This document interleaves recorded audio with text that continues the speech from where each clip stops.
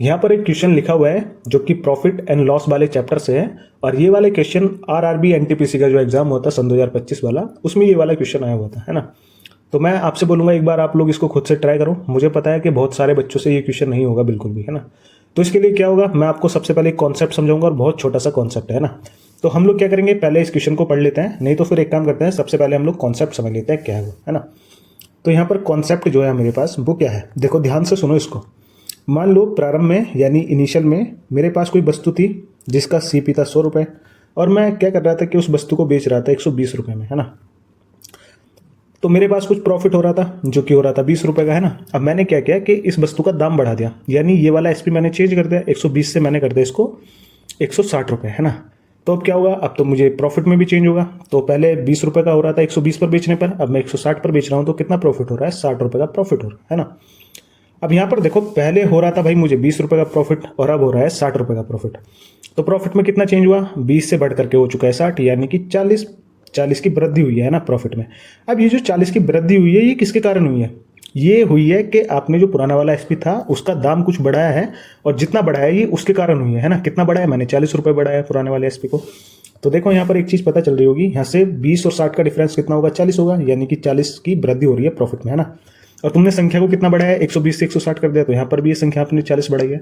तो आप लोग बोल सकते हो कि जो प्रॉफिट में चेंज आया है ना, यानी पुराने वाले प्रॉफिट से नए वाले प्रॉफिट में जो चेंज आया है वो किसके इक्वल हुआ है, वो हुआ है आपके चेंज के कारण, है ना। कितना चेंज आया वो आपको पता है, 40 का आया, जो भी सवाल में देगा बस वो उसके इक्वल होगा, है ना।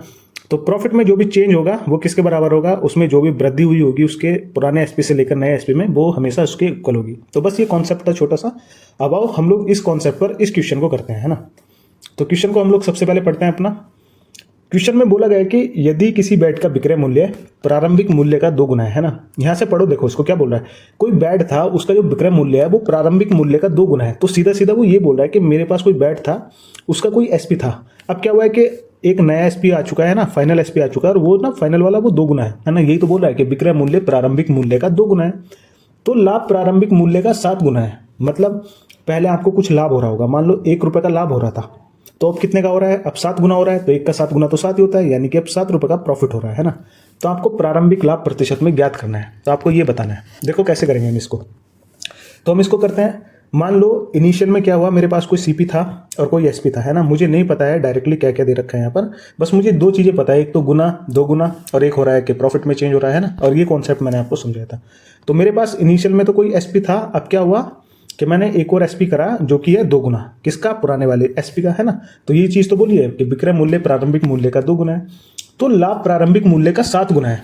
मतलब आप लोग पहले सीपी जो था, जब आप लोग इनिशियल में एसपी पर बेच रहे थे, मैं मान लेता हूं कि 1 रुपये का लाभ हो रहा था उस पर, है ना, ठीक है।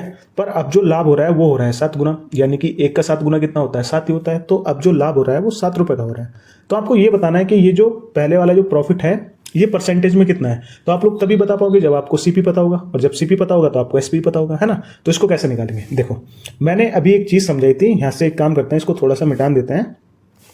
मैंने अभी आपको एक चीज़ समझाई थी, और वो चीज़ क्या थी कि ये जो पुराना वाला एसपी था और नए वाला एसपी जो था आपका प्रॉफिट, मतलब पुराना वाला जो प्रॉफिट था 1 रुपये का, और जो नए वाला प्रॉफिट हो रहा है इसमें कितना चेंज हो रहा है, 1 से बढ़ करके 7 हो रहा है। तो डायरेक्टली आप लोग इसको ऐसे बोल सकते हो कि 6 यूनिट का इसमें चेंज हो रहा है। अब ये जो 6 यूनिट का चेंज आया है प्रॉफिट में, ये किसके कारण आया है, ये आया है इसमें इस चेंज के कारण। कौन सा, कि ये 2 गुना हुआ है। तो क्या ये 6 यूनिट इस 2 गुनों के बराबर है, किसके 2 गुनों के, तुमको तो संख्या नहीं पता है ना। तो 2 गुना किसका है, एसपी का है, तो एसपी पता होना चाहिए तुमको।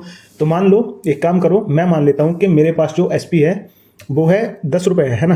तो इसको थोड़ा सा रफ करते हैं यहाँ पर। मैं क्या करता हूँ, मैं मान लेता हूँ कि मेरे पास एसपी 10 रुपये है, मैंने उसको 2 गुना कर दिया तो वो 20 रुपये का हो चुका है। तो कितना चेंज आया, डायरेक्टली 10 रुपये का अंतर है ना। इसका पुराने एसपी का और नए एसपी का जो डिफरेंस होगा वो 10 होगा। तो मैं ये बोल सकता हूँ कि ये जो 6 यूनिट का चेंज आया है ये इस 10 के बराबर है ना। और ये 10 किसके बराबर है, ये बराबर है पुराने वाले एसपी के, है ना। कोई भी संख्या मान सकते हो आप लोग, जरूरी नहीं कि 10 ही मानो, बस मैं तुमको बता रहा हूँ इसको। मान लो अगर वो संख्या होती 25 होती वो, है ना, और तुम 25 का 2 गुना कर रहे हो, तो 25 का 2 गुना 50 है, तो 50 को यहाँ पर लिख दो। तो कितना चेंज आएगा, इनका डिफरेंस कितना होगा, 25 ही होगा। अब ये जो 25 का चेंज होगा ये किसके बराबर होगा, ये ओल्ड एसपी के, इसके तो बराबर होगा ना, है ना। तो आप लोग एक बात ये बोल सकते हो कि ये जो 6 यूनिट हुआ है आपका चेंज, ये किसके बराबर है, ये बराबर है ओल्ड एसपी के। तो आपको ओल्ड एसपी मालूम चल गया कि मैं उसको 6 मान लूंगा, है ना। तो बस कर दो पूरा सवाल। तो हम यहाँ से इसको रफ करते हैं, और मैं क्या करता हूँ, इसको पुराने वाले एसपी को मान लेता हूँ 6, ठीक है। तो पुराने वाले एसपी को हम लोग 6 मान लेते हैं। पर जब मैं इसको 6 मान रहा हूँ तो मैं प्रॉफिट कितना ले रहा था, 1 का ले रहा था, मैंने 1 माना था तो 1 प्रॉफिट हो चुका है। अब सीपी निकालना है मुझे, तो एसपी में से प्रॉफिट माइनस कर दो, कितना आएगा, 5 आएगा, है ना। अब मुझे लाभ बताना है प्रारंभ में कितना लाभ हो रहा था, तो प्रारंभ में 1 रुपये का लाभ हो रहा था, कितने पे, 5 पर। तो यहाँ पर लिख दो 1/5, और 1/5 परसेंटेज में कितना होता है, 20%।